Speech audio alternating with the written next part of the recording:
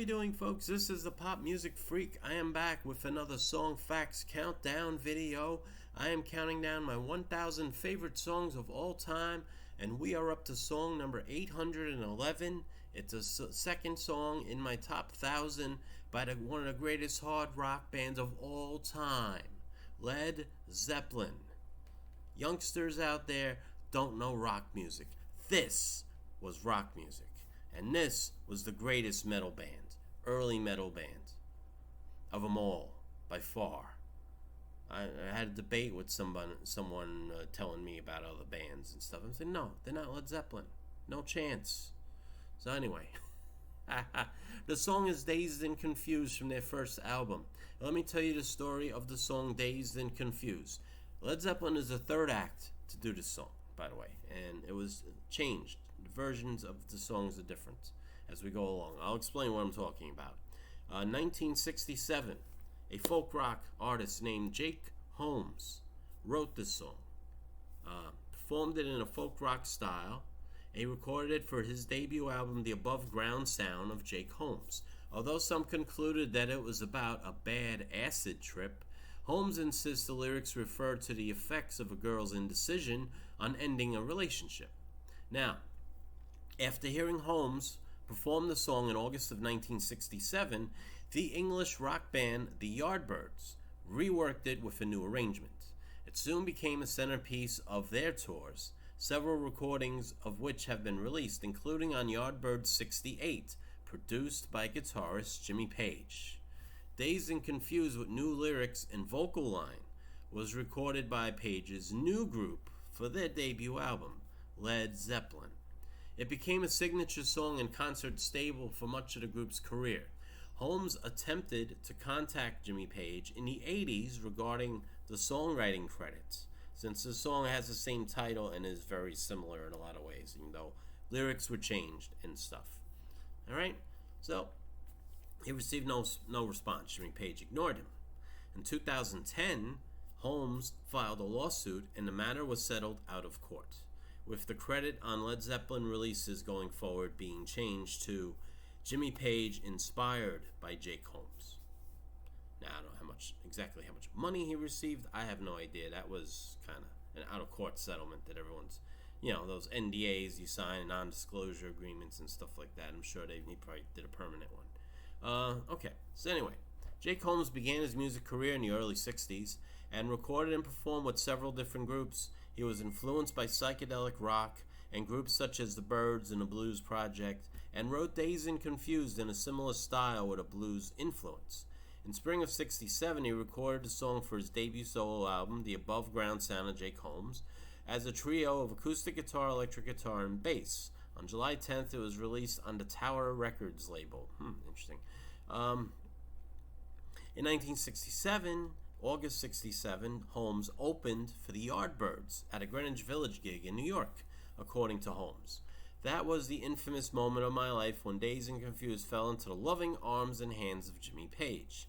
He was aware of the song appearing on Led Zeppelin's eponymous debut album less than 2 years later, but did not take any action at the time.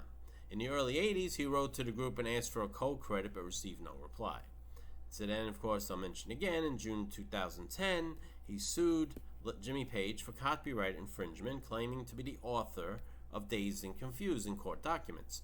He cited a 1967 copyright registration for the song, which was renewed in 1995.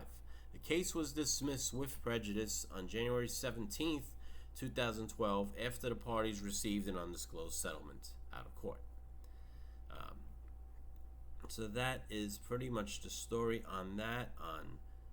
Yardbirds have recorded it, and then we'll give you the whole thing on Led Zeppelin. It ended up being recorded in October of 68, and Led Zeppelin's first album, which was released January 12th, 1969.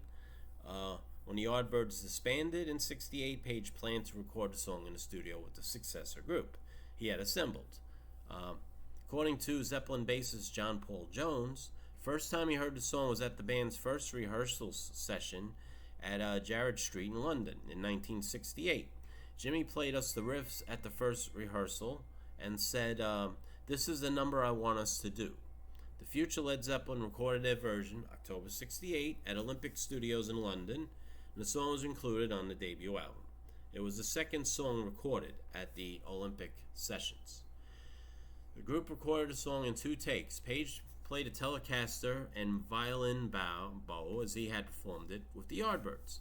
Singer Robert Plant wrote a new set of bluesier lyrics, according to Page.